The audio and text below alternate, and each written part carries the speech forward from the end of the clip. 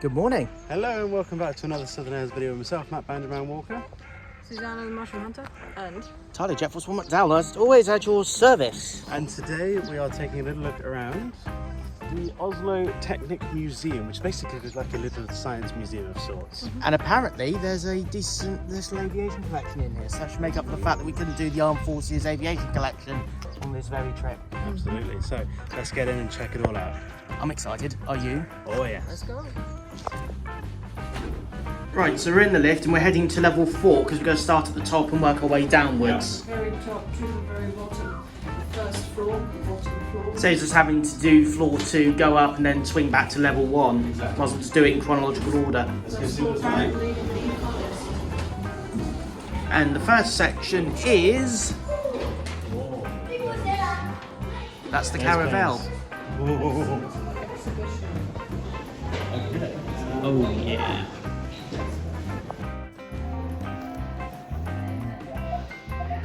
Oh, it's scanning your face, Ty.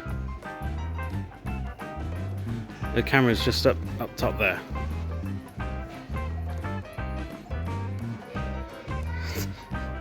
Oh dear. You were old and sad just a second ago. Yeah, I mean, there's a few years off, but that's not bad. It's like, oh god, no, I'm not nearly 20 years older than I am. Oh no, please no. Matt, care to explain this for the dear viewers that watch our channel? So underneath the platform with the sand and the gold is a little magnet controlled by computers. They are coded to some sort of thing, which then controls the board to show all these intricate shapes and little designs, most of which obviously is hexagons, but it's so good. I love it.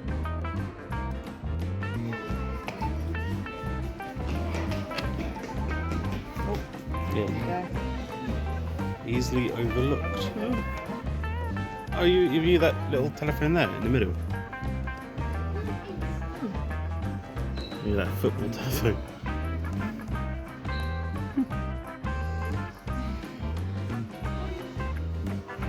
Cool. Hello.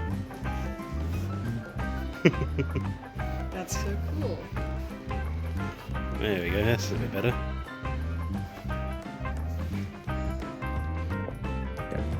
Hello. And welcome to the SouthernAirs. Modern technology in a museum about technology. If I didn't realise what this was all about, I would feel really old right now. Floppy disks. Anyone remember floppy disks? I mean, no, look at that original mouse. This is just insane. Thinking that some people genuinely grew up with this kind of stuff in the 80s and 90s. It's incredible. These may look like just ordinary, somewhat scrap paper files, but if you look on the side, I don't know what it says there. www. Users specs. That is the files that Tim Berners-Lee,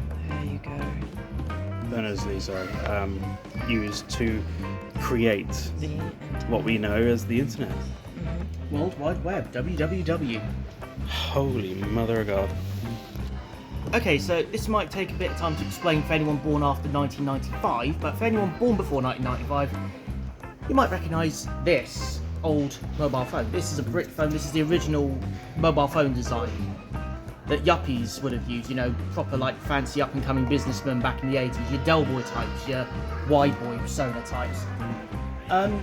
Yeah, it's massive, it's heavy, and I can imagine people walking through Heathrow Airport in the 1980s using this, but just to put in perspective, this is the Cityman 900 phone. This is my current iPhone, by comparison, as you can see. They've come a long way, let's just put it there.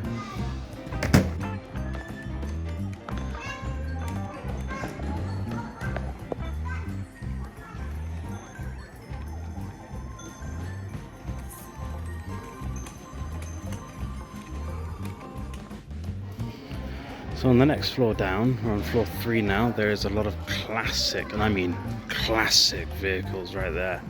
including aircrafts, trains, steamrollers, cars and motorbikes, all of which I'm very much looking forward to seeing.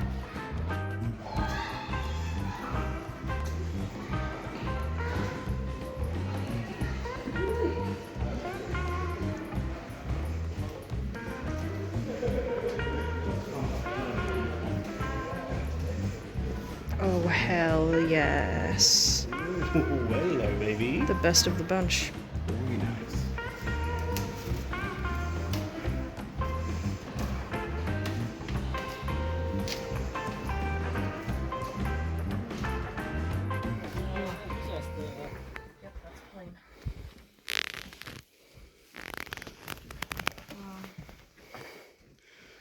Blimey, Nora.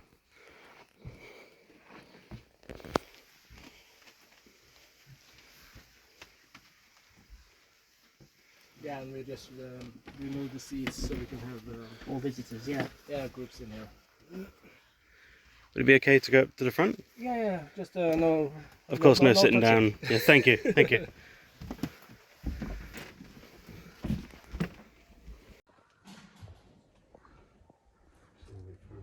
Come on out.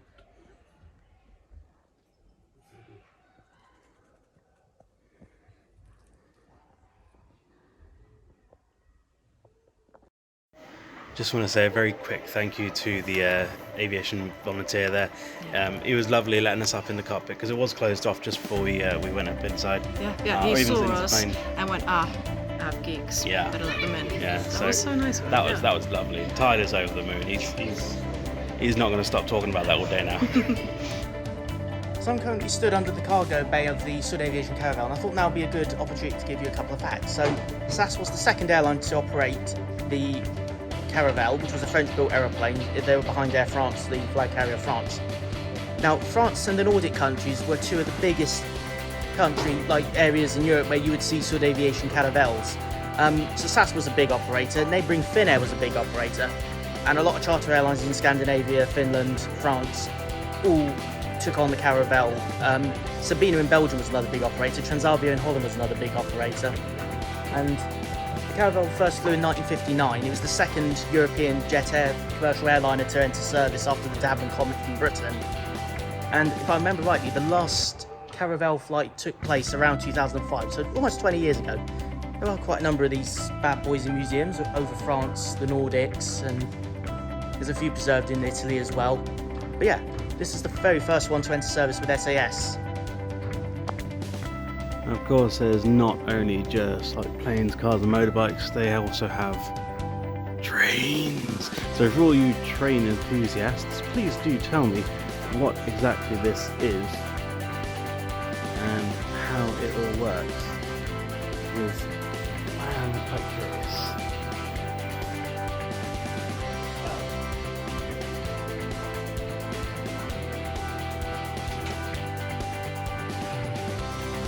Guten Tag, Herr Passenger. May I see your ticket?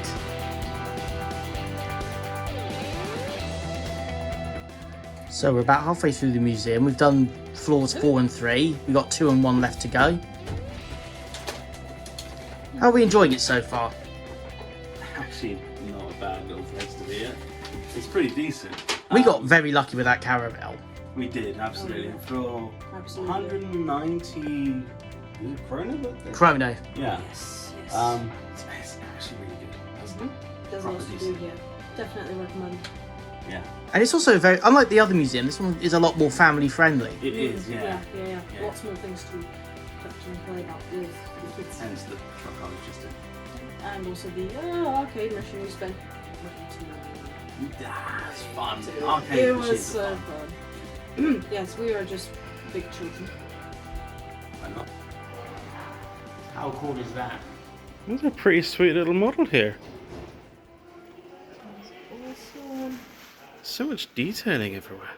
Oh yeah. There's even, if I zoom in, sheep. There we go.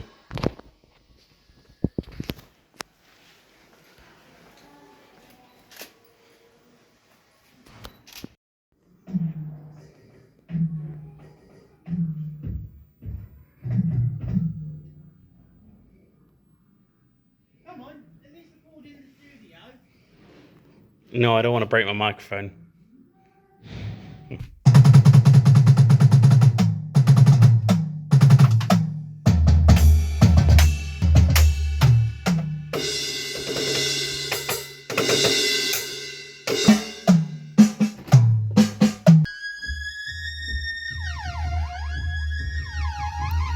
Now do Doctor Who. Hey, Matt. You could change the. I didn't even fiddle with those. From banjo man to drummer man to synth man. Kind of sounds like we're trying to make a really bad Hawkwind song. I am not a good musician.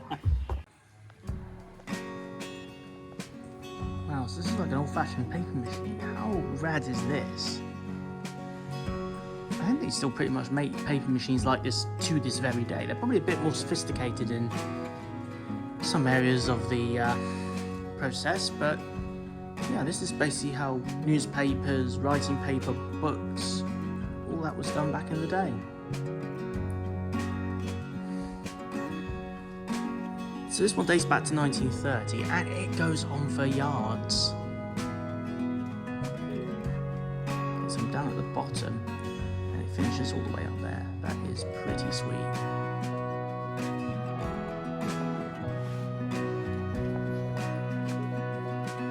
(1930), almost 100 years old.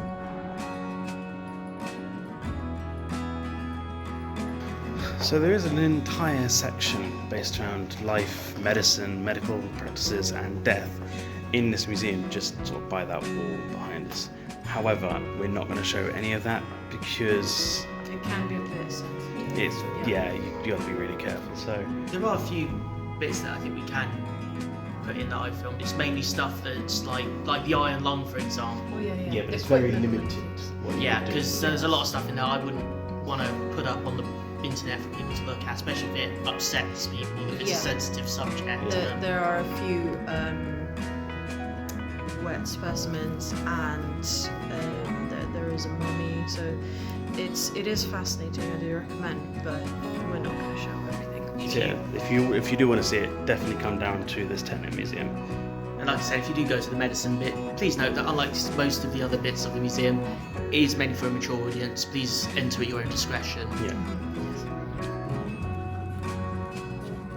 I'm gonna cut triangle feet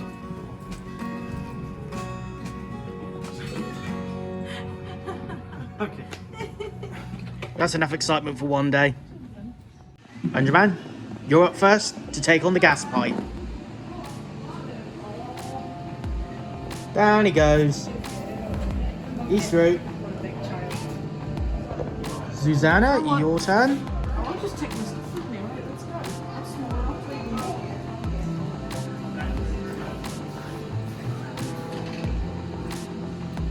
Ready? Go. Here we go. Hello. Oh, you struggle. It's so bad on your knees, isn't it? Oh, tell me about it. I'm getting old.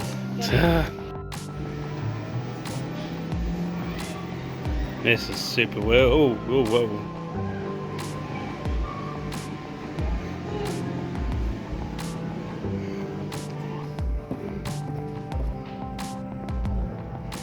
I wonder if the camera's going to pick it up. It is. It is? Nice. Okay, so this kind of represents going from monochrome to colour. So as you can see, it looks pretty black and white in here because of the lighting, the way the things died. These guys all kind of look like they're in black and white as well, but we'll get to that in a minute. But if I press this button here, you can see it's all multicoloured. Those guys, they're still black and white. Monochrome, Technicolor. Monochrome, Technicolor. So we're currently still in an ultraviolet area. Oh, the light's just gone off, typical. There we go. Welcome to the ultraviolet section. Not that you can see it very clearly. But you can see we're all here in ultraviolet light. And that was the Oslo Teknisk Museum. Now, as you can tell, we've completely forgot to film an outro, so I'm kind of doing one on the fly as I'm editing the video. We hope you enjoyed this video. We hope you actually managed to get there as well. It is such a unique museum and I absolutely loved it, and I would love to go back again at some point when I have the money. Anyway, thank you for watching. Safe travels, my friends, and we shall see you all in the next one. Bye.